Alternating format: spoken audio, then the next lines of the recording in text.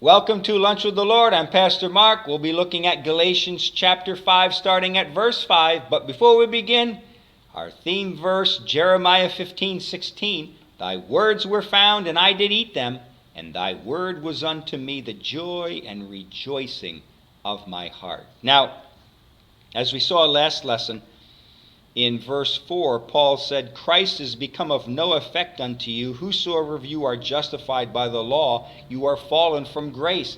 And we said last lesson that it's not talking about people losing their salvation. What he's saying is Galatian believers, if you were at one time saved by the grace of God and you were living according to that grace and in the freedom and in the Christian liberty, but now you're choosing to live your life unto God according to the Mosaic law, and you're going to come in bondage. And Paul said, if you choose to seek justification by law, you've lost your hold. You lost your grip on the grace of God. It does not mean that they lost their salvation. What it means is that they're choosing to ignore the grace of God in their life and to choose to live their lives according to the Mosaic law. They've lost hold of the grace of God.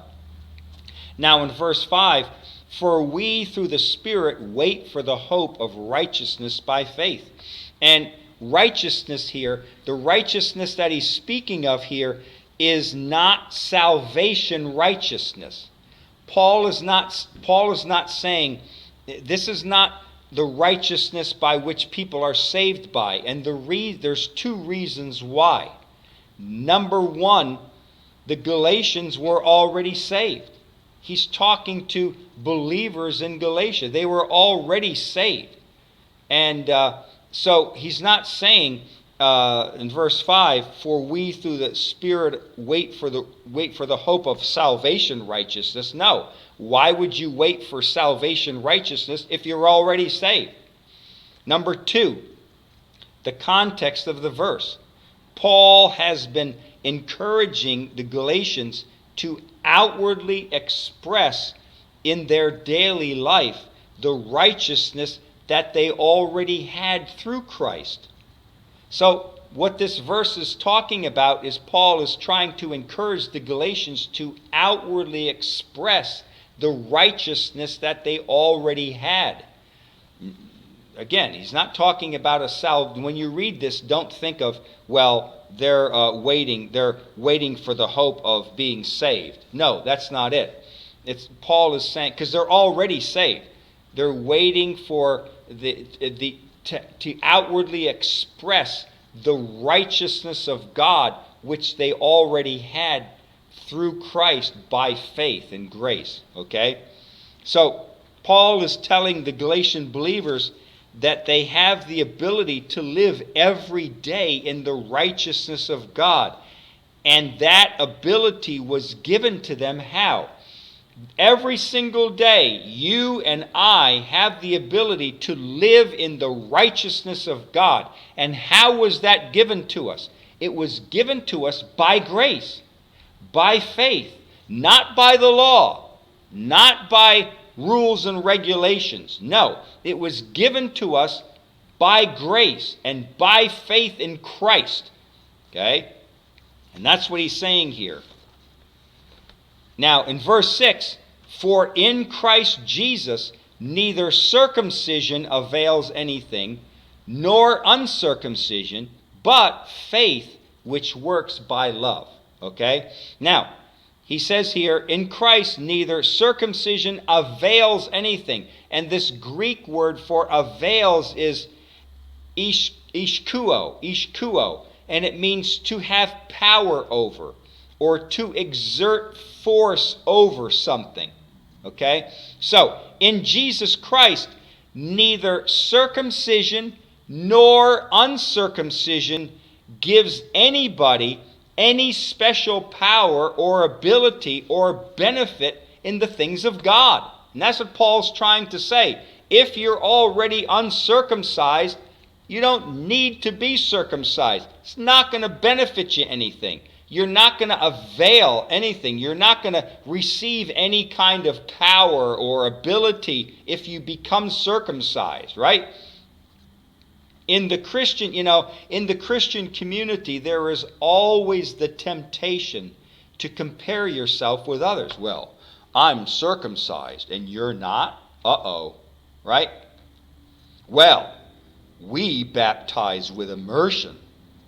You only baptize with sprinkling? That's not good enough. The Bible doesn't teach that. Right? Or, we speak in tongues and you don't.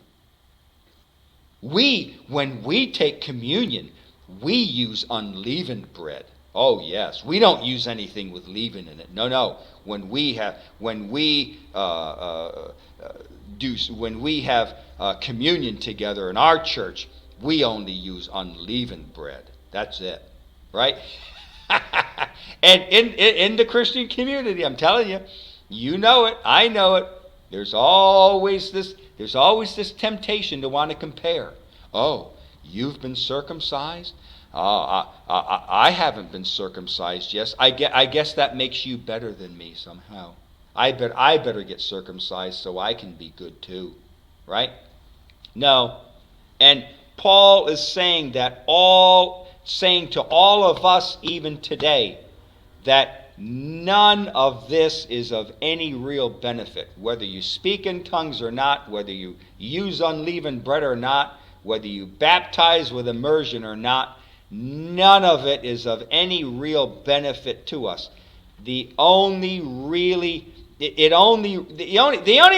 thing this stuff produces is this: division, strife, anger, comparison, gossip, backbiting among the children of God. That's all it does. That's all that does. Those things, when you start centering on, instead of eating the main meal, the meat and the potatoes, when you start settling on the condiments, that's where the problem is. And the meal, the steak and the potatoes, that's the grace of God. That's the mercy of God. That's the patience of God. But you know what the condiments are? Speaking in tongues. Baptism. That's what that is. And when you start focusing on the condiments, that's where the problem comes in. People start comparing. Christians, there's some churches love to do that. Some churches love to compare themselves with others. This is what we do, and they don't do that down the street. Oh no. And Paul is saying none of that benefits anybody. It only genders strife and heartache and comparison and ridiculing and backbiting. Then he says here, for in Christ Jesus neither circumcision avails anything or uncircumcision, but faith which works by love. And if there is one thing that meets all of the demands of the law, and by which every true Christian fulfills all the will of God, it's by faith. Faith and the living by faith and the love of God fulfills all of that, fulfills all the law and all the expectations of God in our life. Faith is the beginning and the end of all things Christian. Faith is, okay? Hebrews 11:6, remember, without faith, it is impossible to please God. It's impossible to please God without faith. And not only that, but he says what? But faith which works how? By love. Faith alone is not the only thing needed. It must be joined with love. And it's agape. The Greek word is agape. It's God's unconditional love. So the faith that we have to God and the faith that we have amongst other believers is to be coupled with the love of God, the unconditional love of God. Don't just have faith. A lot of people have faith and they compare themselves. A lot of churches have faith, but they end up comparing, backbiting, gossiping with other churches. Because why? They don't have the love of God. The life of faith doesn't magnify differences between Christians, but it seeks to promote unity. if we live in faith and live according to agape love that only seeks unity among the believers. Okay? But you can tell when a church does not function in the love of God, it's because they compare themselves with others. Their church compares themselves with other churches. What they do, what we do, and why they don't do this. That means they may have faith, but they don't function in the agape, unconditional love of God. They don't have it. All right? Okay, until next lesson, walk with the Lord. I know He walks with you.